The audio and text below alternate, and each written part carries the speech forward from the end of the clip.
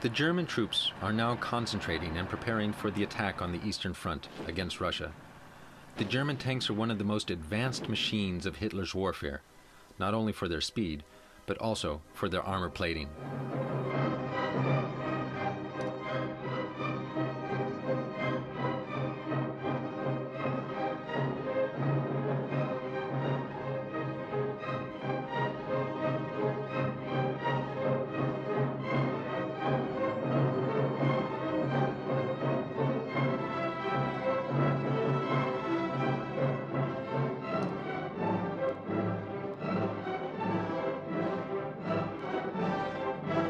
Hitler calls this war Operation Barbarossa, after the legend of the mad and evil German Emperor Barbarossa, who was sleeping in a mountain cave just opposite the Berghof. Practically all the preparations for his biggest military operations are made in the Eagle's Nest. When Paul Jordan was in the Berghof on the occasion of Hesse's flight, Hitler spoke for the first time about the coming confrontation with Russia. According to Jordan, Hitler was worried about the growing military strength of Russia. Das kam dann, nachdem das gesagt hat, stehen ungefähr 140 Divisionen da, wo früher nur 6 Then Hitler said, "At this very moment, I know the biggest struggle of my life has begun. I have worried for months and months about this. And only in January, in 1941, have I made my decision about Operation Barbarossa. We never prepared a war in such a short time." In the early morning of June 29, 1941, more than 3 million German soldiers marched into the Soviet Union. Operation Barbarossa has started. Hitler's war against his ultimate enemy, Communist Russia. During the first 3 months of the campaign, Hitler's troops conquer large parts of Russia.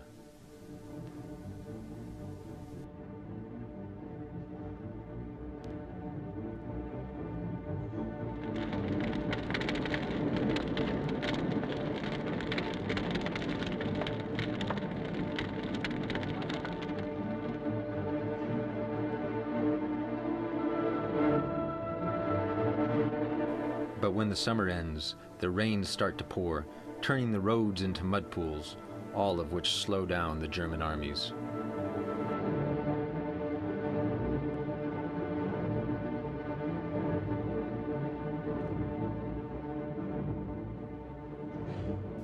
In the conquered territories, the brutal, ruthless Nazi governors immediately start to terrorize the population.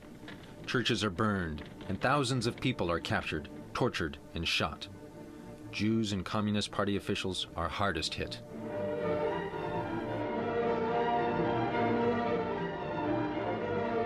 The Nazis often make their victims dig their own mass graves before they're gunned down. This is a secretly shot movie made by a German soldier, showing the Nazi madness.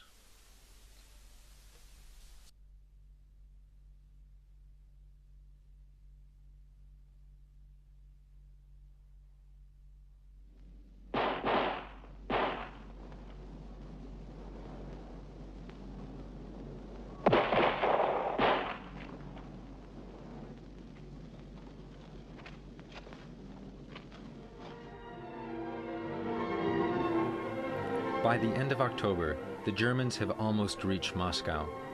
More than 3.5 million Russian soldiers have been captured and imprisoned. Hitler is convinced that the defeat of Russia is near.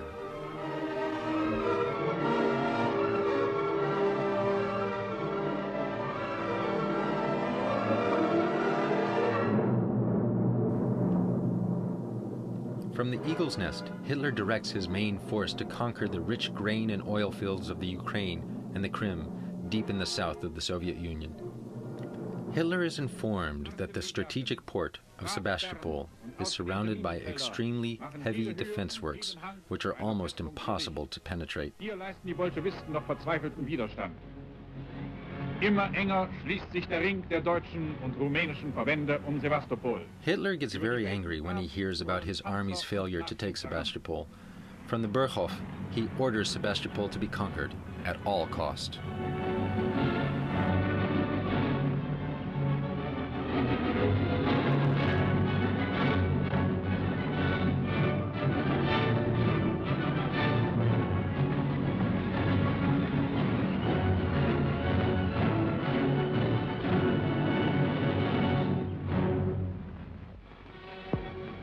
Sturzkampfflugzeuge vom Typ Ju-88 greifen an. German bombers played an important role during the first German victories in Russia. But just like the ground troops, Göring's Air Force could not accomplish victory over Sebastopol. Day and night the city is bombed, but the Russian defense troops are unbeatable.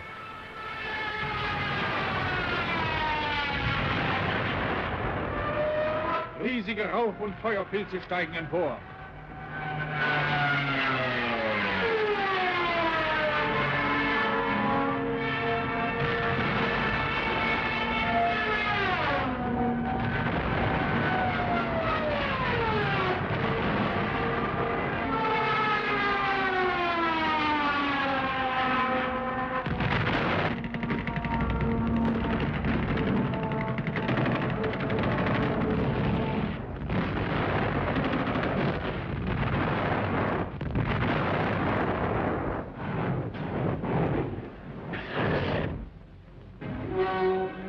Das ist die neue, schwere deutsche Artillerie. When his troops still fail to break through, Hitler orders his ultimate weapon to be deployed. The huge, big Bertha gun will be used to shell Sebastopol. 50 kilometers of extra railroad must be laid out to transport this gigantic destruction machine to the Russian city. This huge gun, bigger than a 7-story building, is Hitler's pride. On the Berghof, he orders the shooting of Sebastopol to be done with this gun, and to be filmed as well. Hitler even directed and edited this film. He wants the film to be accompanied with the music of Franz Liszt. When the film is ready, the Führer is impressed and says this will convince the German people and those in the occupied countries that Germany is unbeatable. The film will indeed make a deep impression.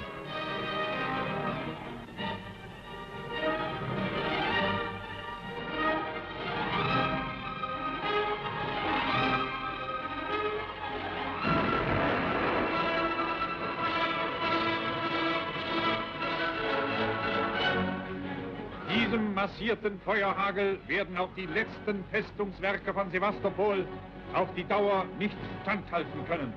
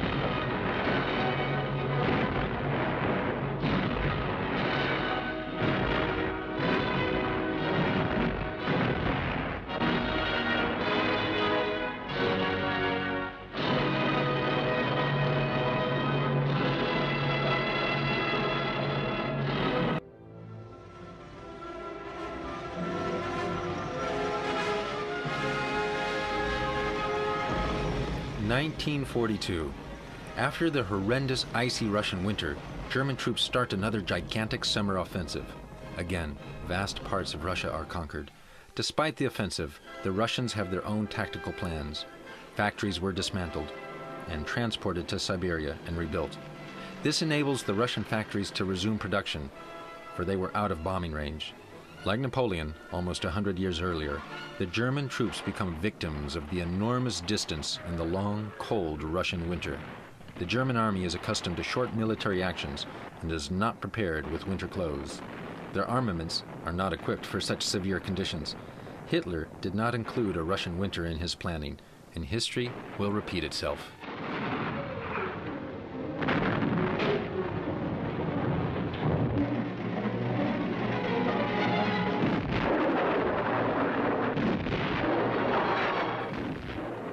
German tanks are rolling towards Stalingrad, Leningrad, and Moscow. At the start of winter in October 1942, the Germans have reached the city of Stalingrad. Hitler's orders are to hold the city at any cost during the long winter, but the Russians have grown stronger, and the Soviet army starts a strong counteroffensive against the German invaders. Now it is the Russians who start counteroffensives, and the German army is given several staggering blows.